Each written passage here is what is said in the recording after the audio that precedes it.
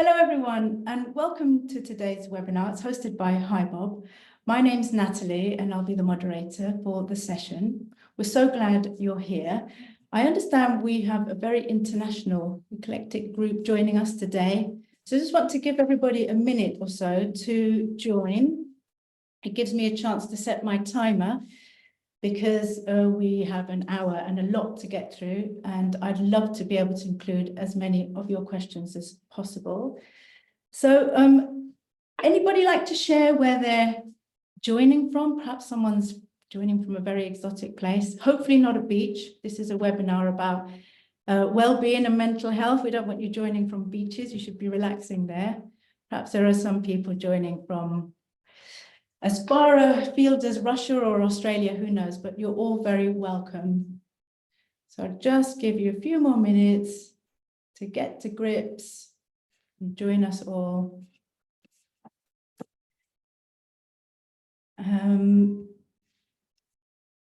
Yeah, well, I can see people joining now, but nobody sharing where they're from. Oh, never mind. Oh, yes, I Belgium. can see some, Natalie. Belgium. Belgium, yes. Now they've put it into the Q&A. Lovely. Estonia, Cambridge, very exotic. Fantastic. Oh, Tel Aviv. Okay, you win. Superb. We really do have a very international crowd. Oh, Cardiff, Brighton, lovely. Netherlands. Oh, okay. You've proved that we really are joining from just about everywhere.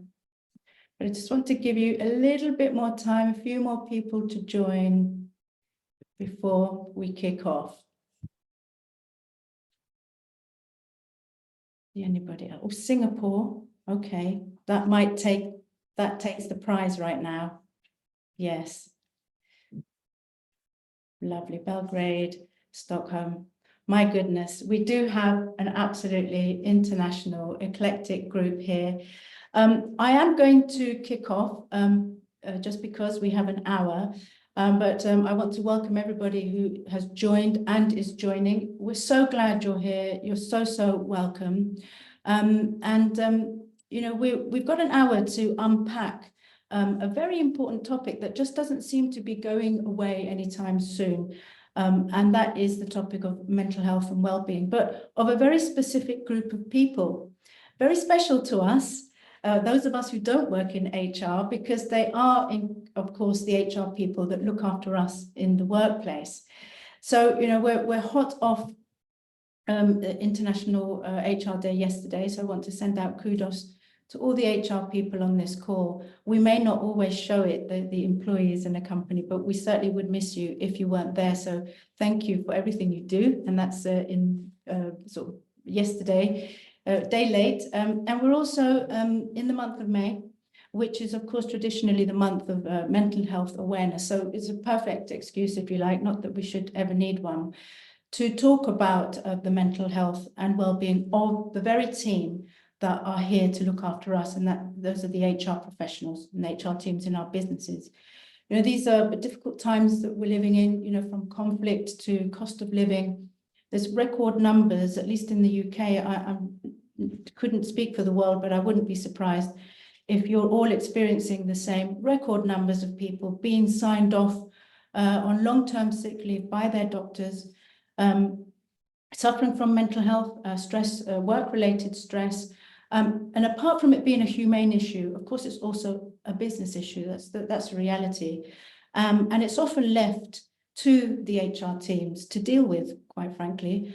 And they're left to think up ways or strategies or policies to mitigate or to try and prevent people from not being able to work. You know, this is a productivity issue for business. It's a huge responsibility.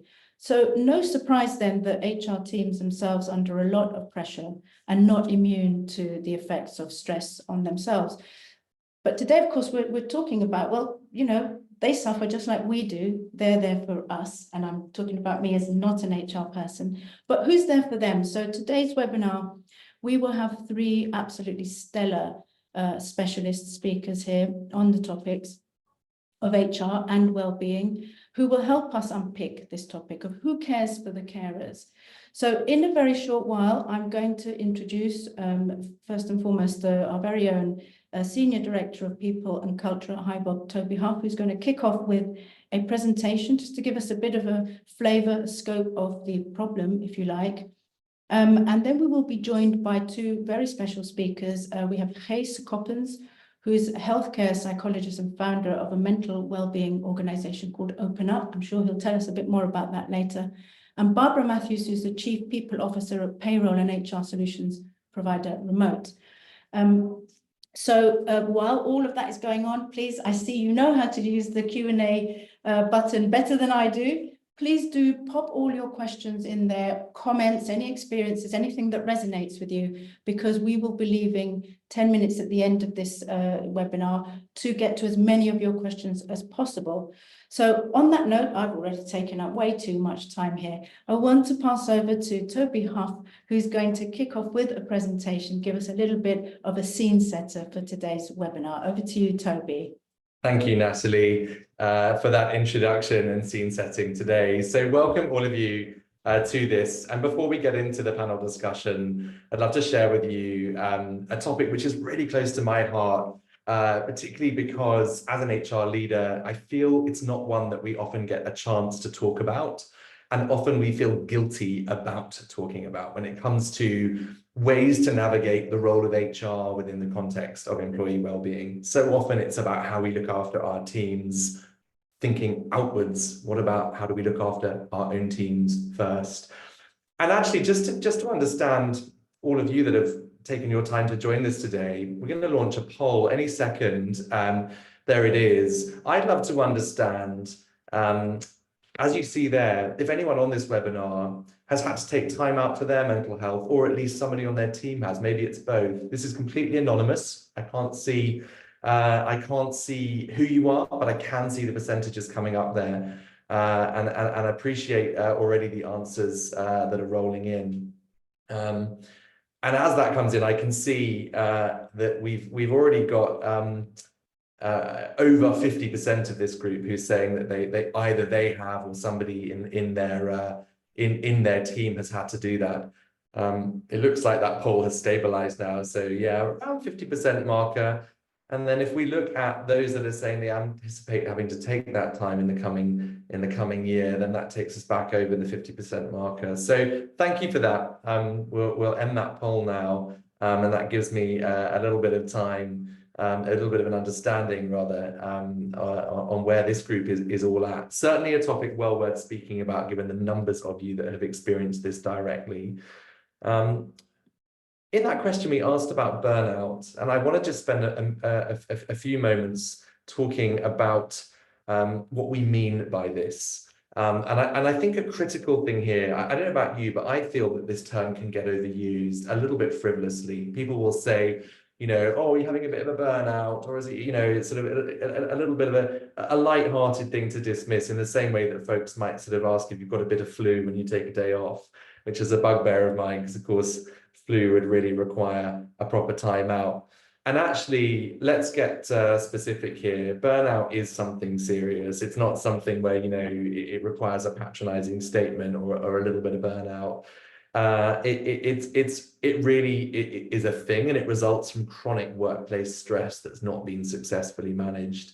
And you can characterize it by three different dimensions: exhaustion, becoming negative and cynical, and ultimately becoming or feeling more ineffective at work. And actually at the bottom of the slide, this is the bit that really jumps out for me. It's really far-reaching in terms of its impact. Simply put, it impacts all aspects of people's lives at work, home, and socially. That, I think, is almost worth sitting with for a bit. If we needed a reason for today's discussion, there it is. But of course, we can continue. It impacts workplace productivity, health and well-being, and it risks being a gateway into more serious issues as well, like depression, anxiety, and substance abuse. And as we saw from the poll, it's something that people are experiencing or anticipate experiencing. According to a recent Asana report targeting modern workforce, 40% believe that burnout is part of success, an inevitable part of success.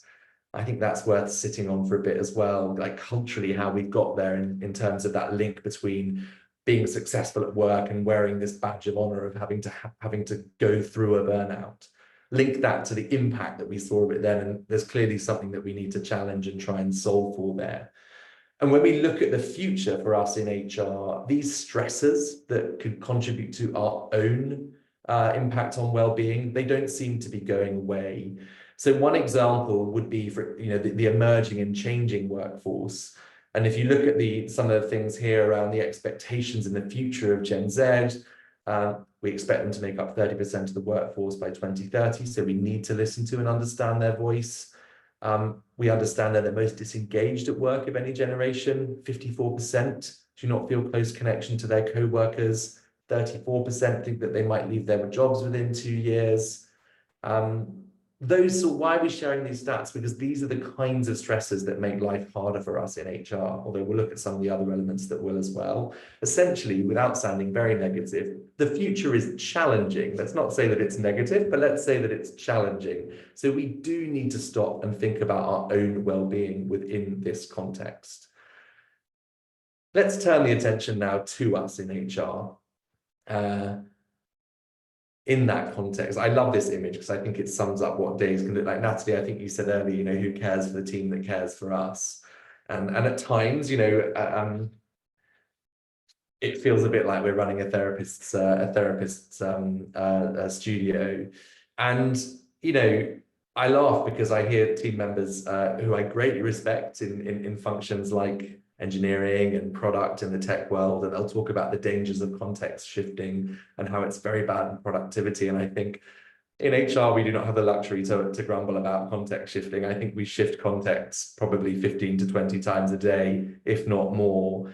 That context shifting, especially when we maybe have supported a colleague who's going through something very difficult, we've had to witness or talk about something very difficult with someone.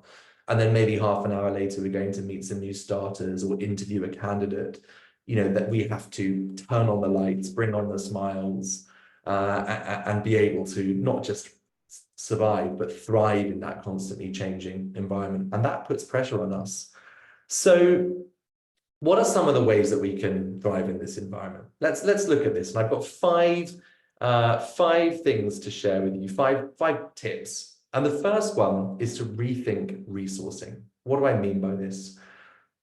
A lot of us now talk about being in modern, influential HR, where we have a seat at the table, we are involved in strategic and important conversations. But when I speak to industry peers and colleagues from across the HR landscape, I hear a familiar story, which is that we're struggling to get investment in the right resources to be able to thrive in these new expectations.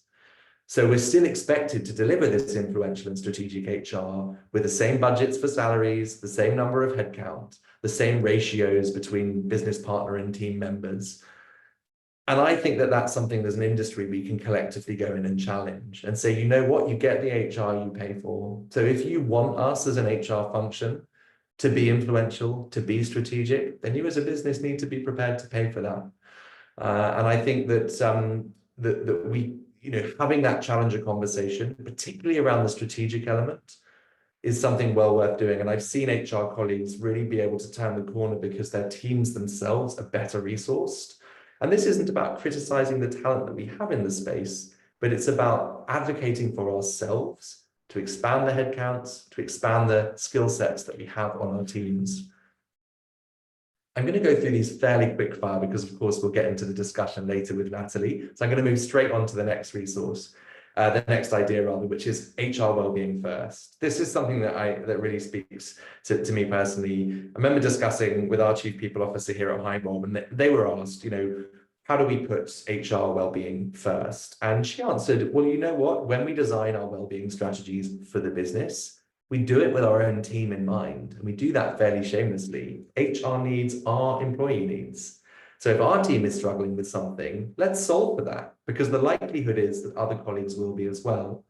Now, I understand that there are some things that we experience in HR, which will be different stresses to those outside. We're not quota carriers. We don't have to sell. We don't have that kind of element to our jobs, but we have other stresses that come in, unexpected things that crop up. So why not use ourselves as a representative sample and design for it? We did this at HiBob when we rolled out our balance days, which is where we have a shutdown every quarter, 3 days, long weekend, the entire business, no Slacks, no notifications, no meetings, everyone's fully offline. And we did this also thinking about our own team. We have 9 legal entities at HiBob, we're spread all over the world. And this was really impactful for us to take that time. We felt as a team that the downtime, where there was silence between the different time zones, the different working weeks that we have to cater for. We have some people that work a Sunday to Thursday week, others that work a Monday to Friday week. And this has been really impactful for the well-being of our team. And we've then seen the fantastic effects that that's had also for the wider business. So essentially here, think about what your team needs when you're thinking about your overall well-being strategy, because we are representative of the rest of the business in many areas. Number 3 is setting clear boundaries. We ask people to show up to work as their whole selves. Many businesses do. We want it for the creativity reasons. We want it for all of the business benefits it brings. But we have to recognize that that can also bring challenge. And at times we will need to set some clear boundaries. That means, allowing our own team to have working hours where they're available and they're not. Maybe SLAs in turning around questions and things that people might have and expectations of us. I also think a big thing is that it means challenging this idea. I have found in recent times, with a huge amount of geopolitical and macroeconomic uncertainty, there is an expectation that us in HR has a position on everything. HR, what's the company's position on ... And sometimes this can be very difficult. I remember in COVID having to cater for some people who had an abject fear that the governments were not doing enough to support their well-being, and also workforce members who had an abject fear that there was some wider concern going on, and they felt that the government's impositions were too far. How do you navigate that environment? And we're not qualified and shouldn't have to come up with our own governmental approach to a great deal of uncertainty. And I would love to see us as an industry having more confidence in saying, you know what, actually, for us as a business, for us as HR, we don't have a position on this. We understand that we have a diverse workforce. You represent differing views. We respect those views, and we're not going to come in and take a position on it as a business. Sometimes, of course, that's not appropriate, and we need to take a position. But challenging the idea that we have to have a position on absolutely everything, I at least have found with my own team that that's put us under an enormous amount of strain and stress, trying to work out what to do in, frankly, very difficult and uncertain situations. If we're going to put in some boundaries with our team members in terms of what we can and can't support, then we need to be able to invest in external expertise.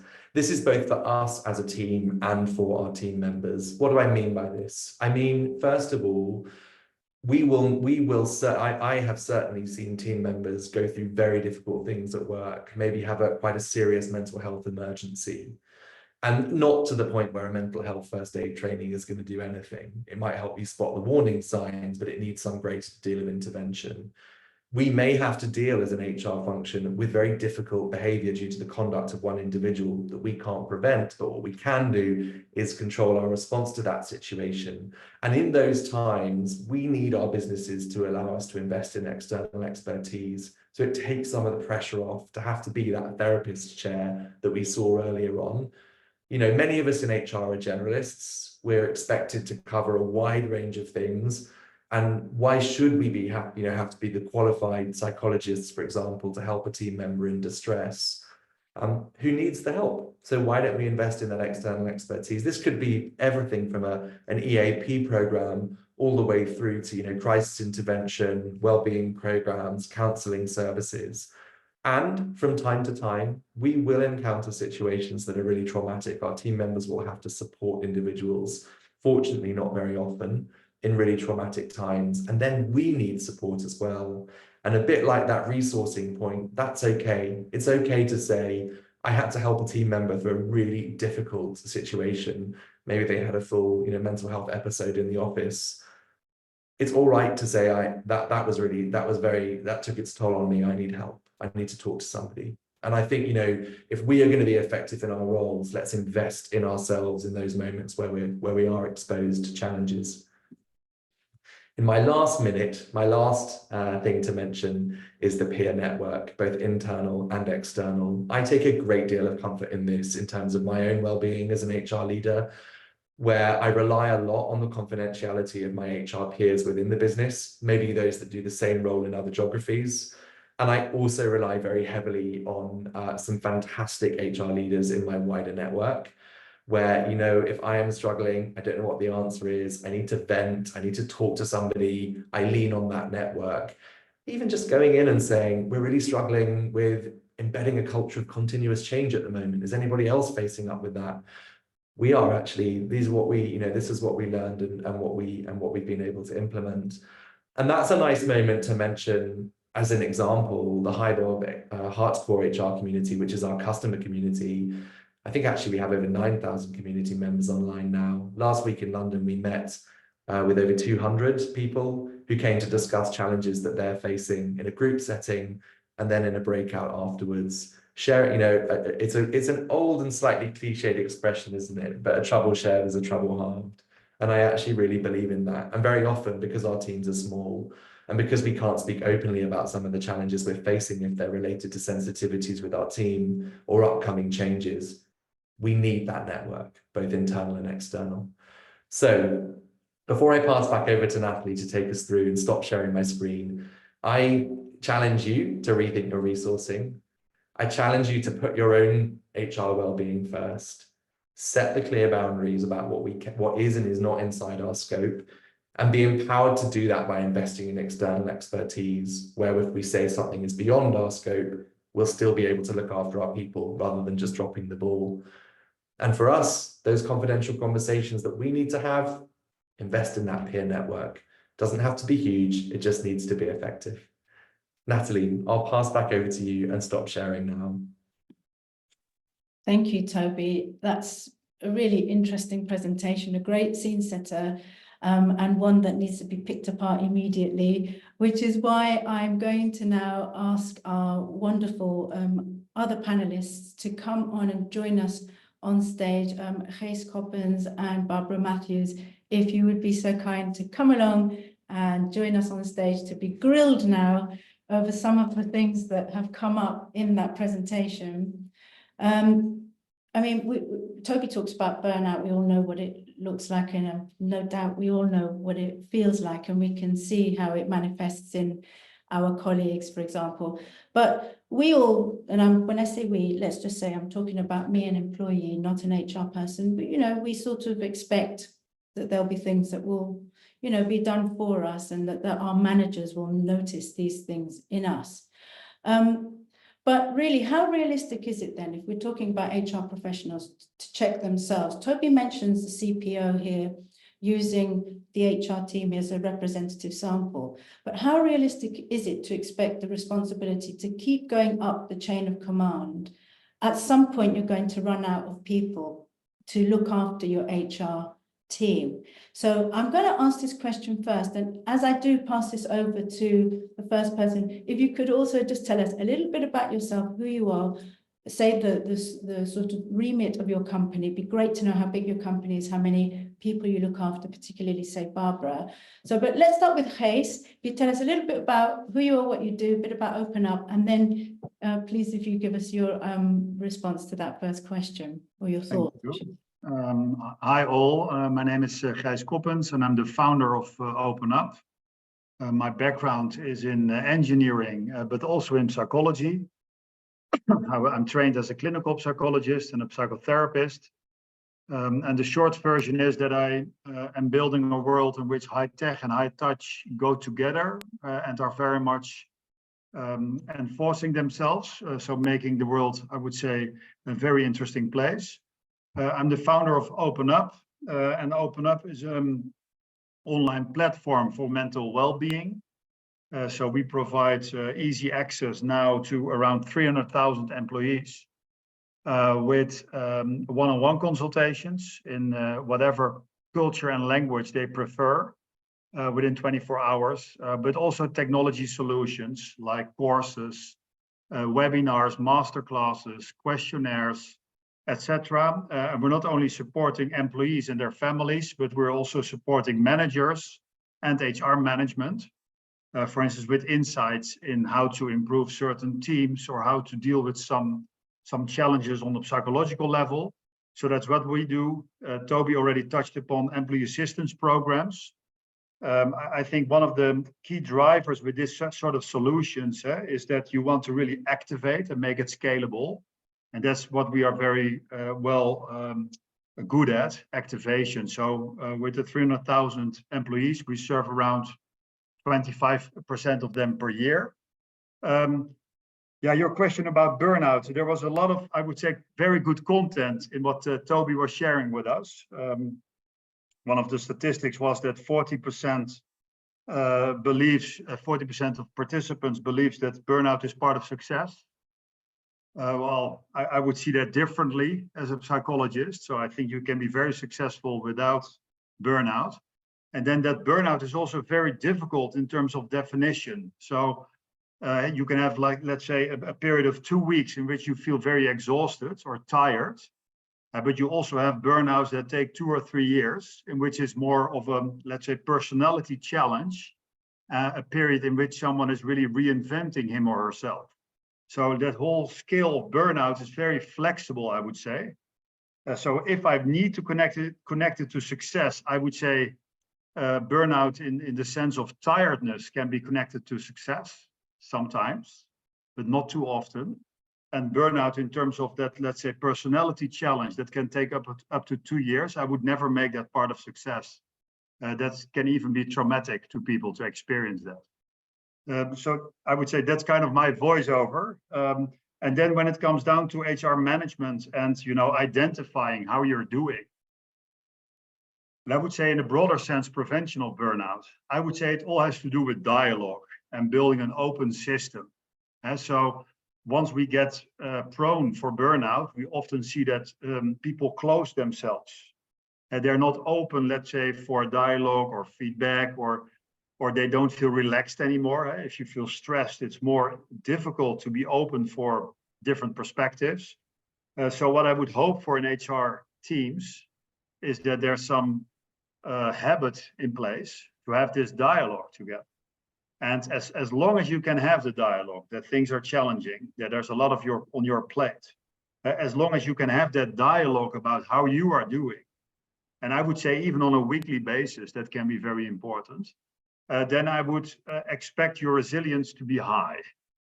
And then I hope the chief people officer doesn't need to step in him or herself. So for me, it would be about open dialogue. That's my first response.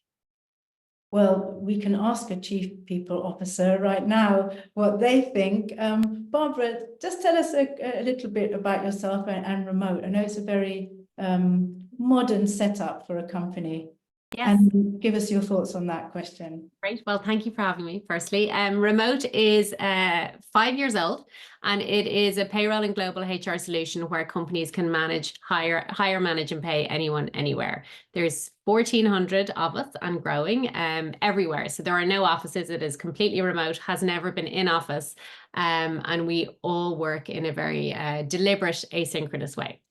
And along the lines of what Gijs said, I think what is most important and what I try and nurture in all of our managers across the company, and indeed in my management style, is having a relationship built on trust.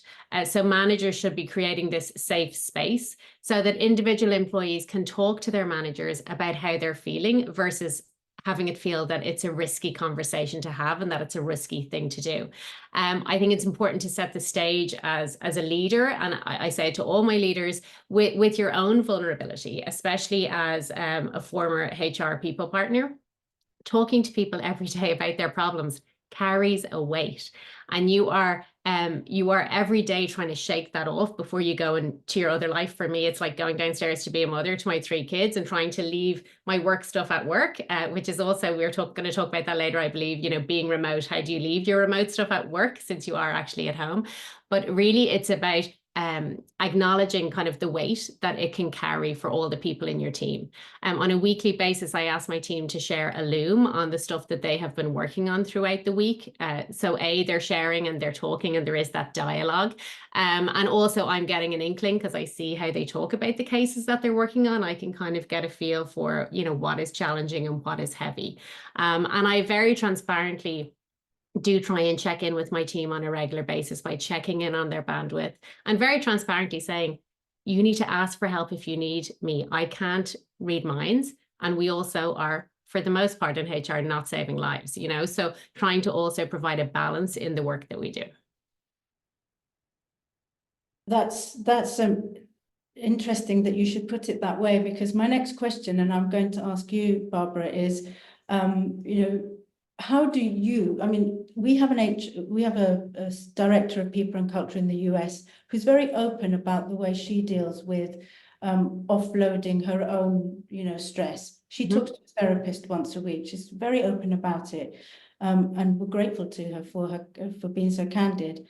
But that's not for everyone, and neither is dialogue. But that aside, because some people don't like to talk, and Gijs sort of touched upon that just briefly earlier. But who do you talk to? How do you, if it's not therapy, what do you do personally? You're the CPO, people come to you, you're giving advice, as you say. How do you shake it off? Yeah, and I think as you get more senior in a company, these roles can be lonely as well. So you need to have somebody who you can speak to. My mother-in-law is a psychotherapist now. I don't speak to her because I speak to her about parental stuff, but I don't speak to her about my work. She would love it if I did. But therapists tend to have therapists. She told me it's like a prerequisite for her role that she needs to have a therapist. We use Oliva, which we've brought in an external healthcare provider, and we do try and encourage the team members to use it. But I would talk to my peer group at the executive level. I am really lucky actually to have quite a robust partnership, especially with our CFO and our legal officer, and then my manager, the CEO of the company. I do spend time talking to them, and I also write down stuff. So I have, and actually this is because I got a therapist at the beginning of the year, Oliva. I availed of the free sessions, and they encouraged me to just write down my things. So even writing it down just gets it out of your body and gets it off your shoulders. And I feel that works for me. I did a few of the therapy sessions. They were useful. I got some really helpful frameworks from it. And that was one of the key ones that I took away. And that was really helpful. And setting the boundaries is so important in your work to make sure that when your cup is full, your cup is full. And you can say that, and you can be brave about saying that, and know that your leader or your manager will support you.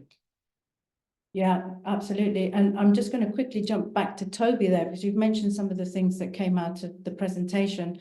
Toby, you talk a lot about putting into place systems that help you put systems into place. So you talk to HR leaders from outside of HiBob for ideas. But let's get back down to the nub of the whole conversation here. When you wake up one morning and your cup is full, do you have someone that you go to, or are you really expected to check yourself? Because I'm still feeling that there's a lot of checking yourselves that you have to do in HR. I think you can't get away from that fact. Like I think that it is a responsibility of the role, and if you are going to thrive in the HR world, then learning, and I do believe it can be learned, of course, but learning to build that muscle to check yourself and understand your mood and where you are, your workload and how that's reflecting on you is important. I think we can do things to promote that. In all of my team meetings, we do an energy check-in. I ask the team to share a number, and I'll role model if I'm feeling low energy. So, I think it's dangerous if you go in and you role model, you're always a 9 or a 10, because what are your team going to do? They're going to have to mask it, and that's a problem. So sometimes I'll say, you know what, I've had some really difficult conversations this morning and I'm feeling drained from it. That's a sign of caring. I think so we do need to take responsibility for understanding where we're at on the various scales, but we don't have to do that on our own, and we can still role model to our teams what that looks like and the fact that that's okay. And I also think that stretches to the offloading piece, and I'm not sure I would refer to it as offloading. I think it's discussion. We run a case review a little bit like Barbara was saying, we run a case review every couple of weeks with our regional business partners. The design of that is around peer learning, you know, and encouraging them to have a growth mindset and say, I've got a particularly challenging case, it's a very confidential environment, and I'd like some input on that. I don't see that as offloading, I see that as kind of learning together. And I also feel very empowered and comforted when our chief people officer will tell me if she's had a really difficult morning for something related, and maybe she's not going into detail. But again, I think, you know, we mustn't feel as HR leaders that we can't share with our more junior team members that something's challenging us, because actually it's really important role modeling to build that kind of behavior that you asked about, Natalie, that then creates the habit to thrive in the industry as you carry on. That's very helpful. Thank you, Toby. I'm going to move on to a question that is specifically for Gijs, if you don't mind. The time is ticking here. Now, you did sort of touch on this a little bit when you introduced yourself. You talk about high touch, high tech, and a very interesting background that you're a clinical psychologist, but also a nerd. Yeah. You don't mind me saying? What I mean by saying is that you are an engineer, so a tech savvy. Outside of downloading an app, really, how can tech help people? And I know that the app, as you referred to earlier, as a sort of a form of a portal to help. But is there anything else that tech can do from your experience to help people maintain a healthy outlook on life and work? Yeah, I think tech can do so many things. I mean, the reason that we now can share about this topic, you know, is already enabled by tech. And so this for me is already an example of high tech and high touch. Another example, Barbara was touching upon executive loneliness. It's a very well-known theme in literature as well. So that the more executive we get, the more lonely we can feel. I also echo what Toby was saying, that you need to practice how to share that also with your direct reports or the juniors, but also, for instance, bringing groups of HR managers together via tech to have them very easily share about their dilemmas can be very helpful, just as some examples. And then we also know that a one-on-one consultation, as Barbara was sharing, she used a one-on-one consultation. We see a lot of usage among HR professionals of our one-on-one consultations. But that can already be quite a barrier to people. So let's say sharing the right knowledge, having a library, having a very easy AI companion that can give answers on how you're doing, or that can give a next step, a logical next step to work on yourself, or attend anonymously in a webinar. Those kind of high-tech features or tech-enabled features can lower the barrier to change something or to start a dialogue in the high touch world. And so that's how I see high tech and high touch improving themselves, or kind of, and for, you know, making making it together. One-on-one is free, we sometimes say in the Netherlands. You know what I mean? The synergies behind it. I hope this is kind of what you were hoping. Yes, you know what? I really wasn't expecting to really agree but so much, but actually it does. And I don't feel so bad now about using tech to do exactly the things that you pointed out, which I almost did without realizing. So that's amazing. So now cognizant of it, I hope people listening to the webinar go and use their tech a bit more, but for good, tech for good. I'm going to move on to one question here before I ask a very specific question of Barbara, and it's to do with the word resilient. I don't know, maybe I'm being a bit biased, but I have a problem with the word resilient because it makes me think that it's telling us that we just have to grow a thicker skin, that we should just deal with, that you get used to it, be used to living with struggle. Should we be using those terms, as Toby has put it in the past, should we be careful of irresponsible use of big terms like resilience? I'm going to ask Barbara first, if you don't mind. Then we'll come to you, Gijs. Yeah, sure. I think for me, resilience is context dependent. It doesn't work in a workplace where, you know, expectations are completely unreasonable or there's not enough resources to provide us to do the work. The tech is poor. Really, it will just lead to extensive problems, more feelings of pressure, and unhealthy and unhappy workers. Resilience as well is not an endless resource. Even though somebody is very resilient, they need to be fed and supported and ensure that they're resting enough, that their culture and their work environments are healthy enough to support them. And again, just going back again to the communication piece, just because someone's resilient, they will not last forever. They need to be communicated to, they need to be supported, and we constantly need to be checking in with them as well as checking in with ourselves. Very useful advice there. Gijs, anything to add? Yeah, so a lot going on in my mind at the moment, but I would say adaptability is a very interesting concept. Are we able to adapt? Human beings are very flexible. They can adapt under a lot of stress. But it also has to do with finding your balance and finding your balance again and again and again. So resilience is not like a stable state. It's something that is very dynamic, and you can give it multiple ways of describing it. And I find it interesting how we walk. So if people walk, it's constantly a falling act. So we are constantly falling, and then we can walk. And so walk is basically learning how to fall.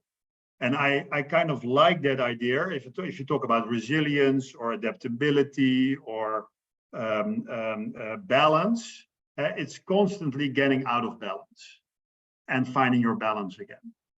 So that's kind of all the concepts that it triggered with me. But I would say, yeah, I hope, you know, that of course you need some support. As Barbara was saying, everything should be in place to make you also resilient. It's not an individual effort to be resilient. We make each other resilient. Yeah, that's a lovely balance of almost the poetic and then the sort of real world tactics. And a word from Toby perhaps on the word resilient. Yeah, I do lean towards trying to avoid making it a badge of honor. I think there are too many examples of it being seen as a celebrated skill that everybody needs to have. I think for me, resilience really speaks to how we respond to a setback. I think Barbara's remark around the context, I couldn't agree with more. So, you know, resilience is not always the same in equal measure. It depends on the size of the setback and what you're having to deal with. So, you know, maybe it's a little bit like we think about the kind of Sheila Heen talks about the swing effect from feedback. I think there's probably a similar thing with resilience. If it's a little moment where somebody calls you up and gives you something, you know, says, hey, listen, I think the way you're coming across in that meeting is not making enough space for the rest of the team. For you personally, that might require a little bit of resilience to like swallow that feedback. But hopefully it doesn't kind of leave you ringing for weeks and weeks and weeks. But, you know, going through a bereavement where you have supported a family member who is unwell will leave you exhausted because of the resilience that you have dug into. And I'm using these as sort of two extreme examples. So I think, again, resilience is an important skill in the workplace, especially in a constant state of change. But we do need to remember that when we ask people to be resilient, it's generally because they're having to respond to some kind of setback or something a little bit difficult. It's not the same as energy or enthusiasm. It's different. So I think, yeah, it is a loaded term, and I think we do need to be careful with it for our own teams. And also when we think about skills development as part of our HR role within businesses, you know, talking about resilience being a necessary skill that everybody has, because actually, sometimes you don't know how much resilience you've got until you're truly tested. So if you've never really been tested, I think you were talking about this just now, Gijs.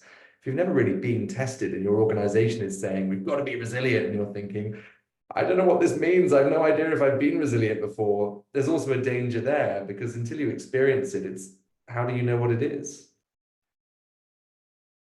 Fair enough, and nice to know that as humans, we probably are stronger than we believe ourselves to be. So there's the lighter or the silver lining, I should say. But thank you for those answers. I've got one question now that's very specific to Barbara, and it's to do with the setup in your business. remote is as remote does. There are no offices. So how do you keep track of people's mental health and well-being when you don't physically really see them? I mean, you may see them through a screen, but you know, you can't tell when someone's crying if I've got the mute button on. How do you manage this setup? You know, when Toby was showing his presentation, like flashbacks of COVID just kind of attacked my brain. I was never more needed from a HR perspective in work and never more needed at home. It was exceedingly challenging. And in the role that I was in before, it wasn't a remote company. It was a regular in the office company that was forced to move to work remotely during COVID. And the differentiator or the differentiation between that and where I am now in remote is a very deliberately asynchronous company. And what I mean by asynchronous, it means that really not everyone is expected to be online at the same time. The teams have and individuals have freedom to design their own workday, and they have the flexibility to be on and to be off. And that is very normalized. Like people will put big blocks in their calendar of where they're doing kid stuff or gym stuff or, you know, yoga or even just walking.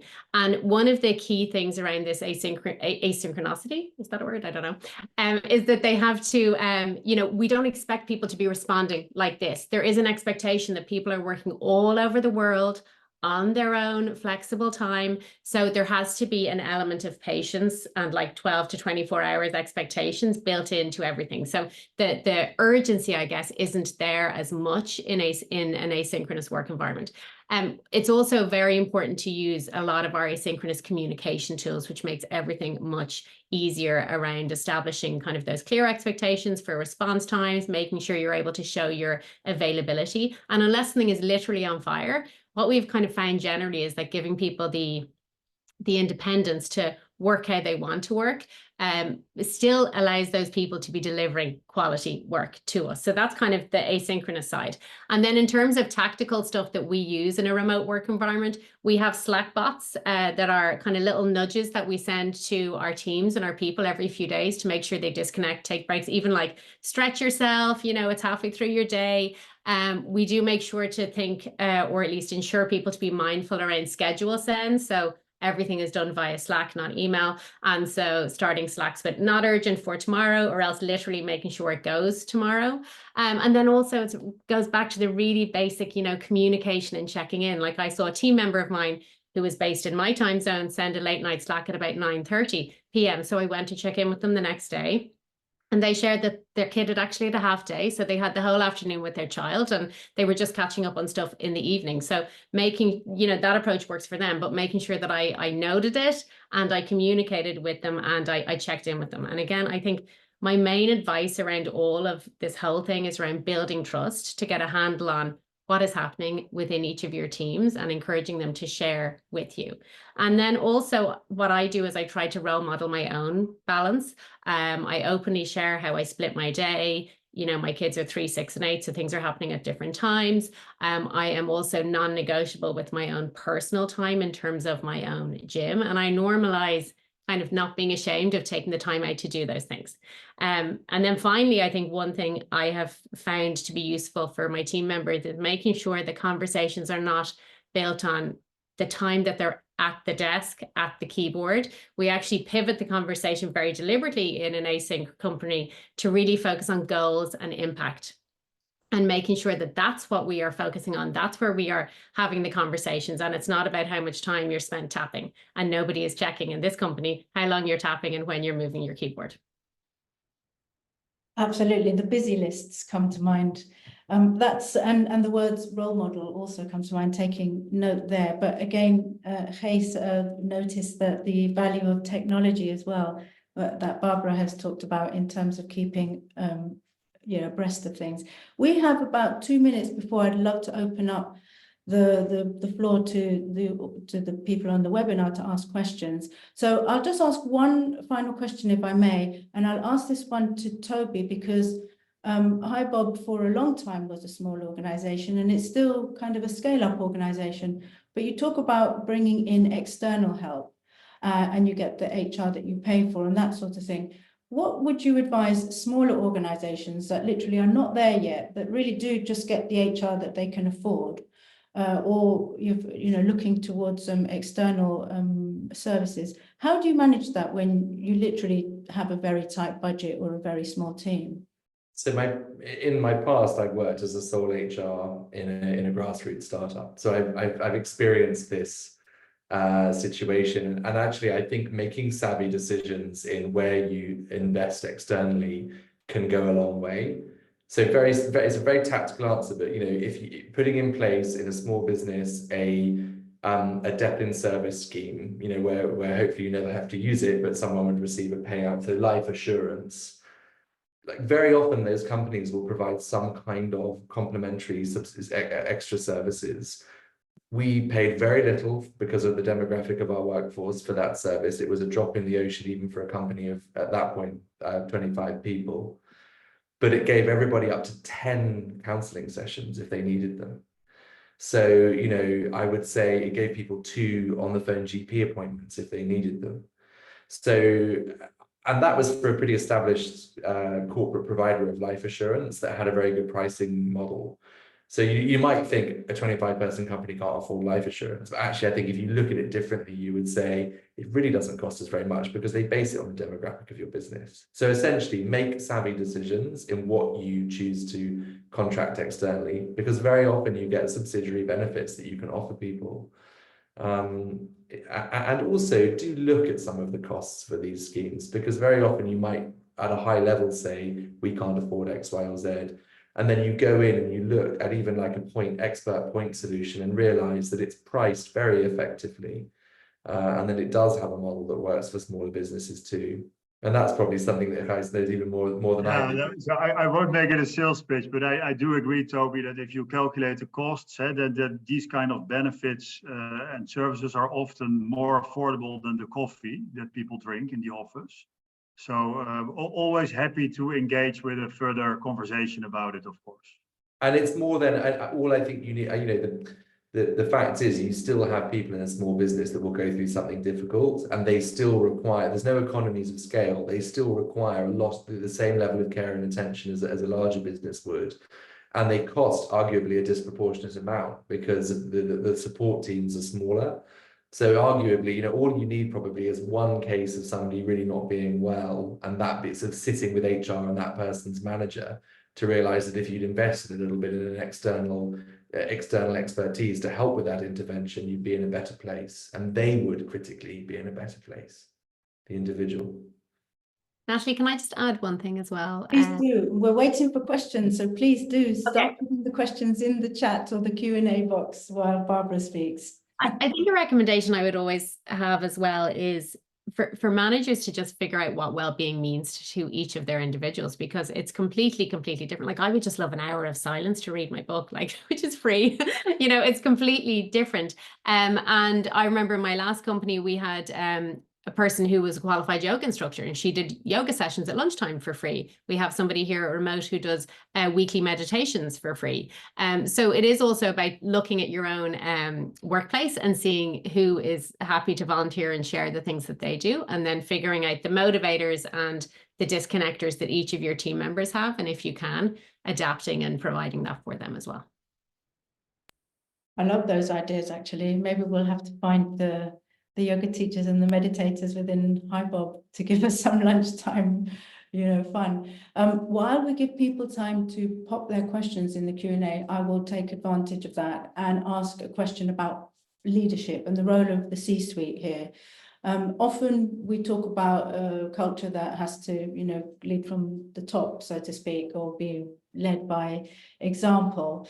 But aren't leaders and C-suite particularly, and I know I've got one on the call here, but are you not the worst culprits of needing to make sure that work gets done, so to speak? So is it realistic to look towards leadership for that culture where we can be candid and have those spaces and speak openly about problems that prevent you from turning up, And I think, go on, please. Go. Yeah, no, I think that there should be a priority of C-level suites for C-leadership, and it is also. So if you look at research from Deloitte and McKinsey from the previous 2 years on mental well-being in the workplace, you see that 80% of C-suite acknowledges this as a priority. If you would ask the employees the same question, they don't recognize that priority setting from the C-suite. So there's more of a communication issue that sometimes it stays in the C-suite and that the employees don't really feel it that way, that it is a priority. But the intention from C-level executives is there to give the priority. Well, that's good to know. I'm still waiting for some questions from the audience, so perhaps I can ask Toby for your position on this. You hate being asked for your position. HR, what's your position on leadership? Leading with examples, by example. So I think there's a sensible answer to that question. Like, I think most people understand that there are times where you need to go the extra mile for whatever reason. So, and I think there's a difference between it being the ingrained operating norms for no reason and an expectation of we have a board meeting tomorrow. All of our C-level are here in London and 12 of our board are coming in person. People are pushing to get ready for that meeting because they care about the outcome of that meeting. But if they were working the pace that they're working in advance of that every single day, then that's a problem. And I actually often think about this in my own experience, where I was just this weekend walking with my partner having this discussion where I said, I know at HiBob that there isn't an expectation in my downtime that I am contactable. Sometimes they might try to contact me for a very good reason, but I don't need to panic when I see that. I've worked for a leader before where if I messaged and said, I don't have my laptop with me, but I'm back in London tomorrow and I'll answer, I'd be in front of him the next day for him to say, why the hell did you go away without your laptop? And that's the way I would illustrate the difference. Both examples require a bit of urgency from time to time, but the baseline expectations and the respect for your own time can still be there with the requirement from time to time to go the extra mile. Well, we have a question actually that sort of ties into this. It's from Laura. What do you suggest if you have a C-suite that isn't supportive in this area? How do you get well-being on the radar? Engineering startup. Barbara, we haven't heard from you for this question. So I love one on the hop. Thank you, Laura, for asking that question. Okay, so what I would hope is that there would be some form of engagement survey or pulse survey going on in that company. Getting well-being on the radar can be challenging if the individual C-level are not that way inclined, which generalizing a little bit, but you could see that sometimes with founders.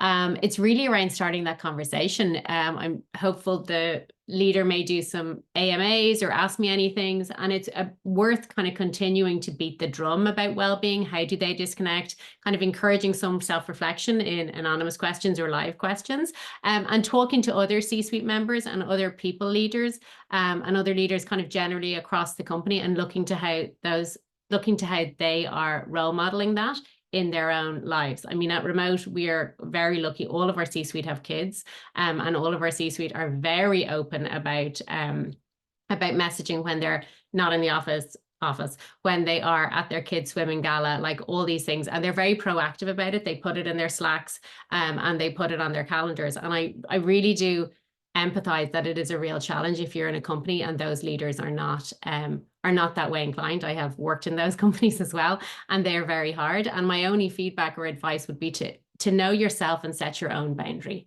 and try and stay true to that for your own sustainability.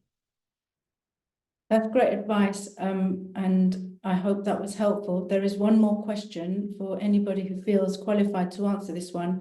How do you support and still motivate people when a bankruptcy is looming above the company? Well, I've also been in that position. So, oh, Toby, wonderful.